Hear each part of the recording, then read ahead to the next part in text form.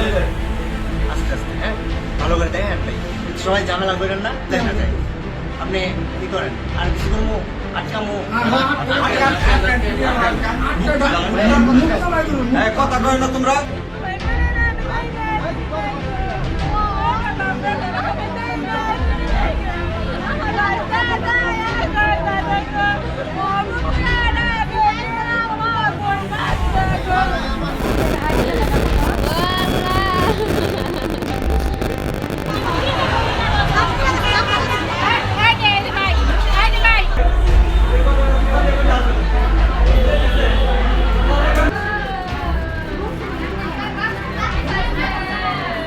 আমি সকাল 9:30 সময় বাথরুমে গেছি, বাথরুমে থেকে আমি আইছি, বেরোয় আইছি, আমার মা বলতেছে যে গেন্দি ওই মহিলাটা যে তোমার বাচ্চা নিয়ে যে গেল আইলো না তো আর ইরা কইলো দিয়ে হাইরা আমি রুমে রুমে বিচাইলাম আমার মা রে আর আমার ননদের নিচে দিলাম আর উঠে তালা দেখলাম নাই নাই যে নাই।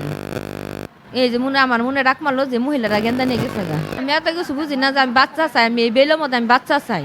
হাসপাতাল বাচ্চারা হাসপাতালের লোকেরা সন্দেহ করে চুরি করে লেগেছে, সব যাই পারে সব এগারো ভাই অগল কি ভাই এই হাসপাতালের ভিতরে অগল লোক আমার আজকে সকাল 9টা দিক দিয়ে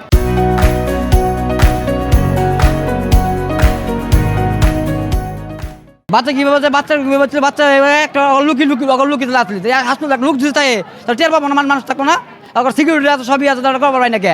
হ্যাঁ, হাসপাতাল একটা বাচ্চা অতি লোক খবর পাই নাকি? তাহলে একটা সিসি ক্যামেরা নাই, যে বাচ্চা নিয়ে গেলে একটা লোক খবর পাবো নাকি? তাহলে হ্যাঁ, আবার ধারণা না আসলে না সিকিউরিটি আসলে না, তারা কি বলো কি আসিল?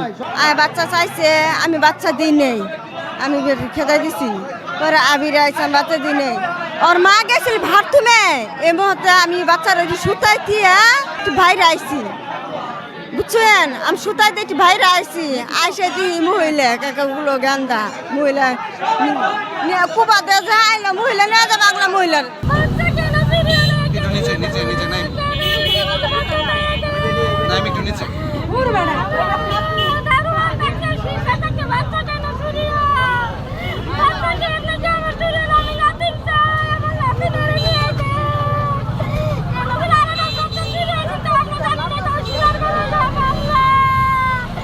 ইউনাইটেড হাসপাতালের ঘটনাটা আমাদের কাছে মৌখিকভাবে এসেছে, বাট লিখিতভাবে অভিযোগ দেওয়ার জন্য যারা ভিকটিমের আত্মীয় স্বজনকে আমরা বলেছি যে আমাদের কাছে লিখিতভাবে অভিযোগ দেওয়ার জন্য। আমরা অভিযোগ পেলে আমরা আইনানুগভাবে আগাবো, আর এমনিতেই বাচ্চাটাকে উদ্ধার করার জন্য আমাদের টিম তৎপর আছে।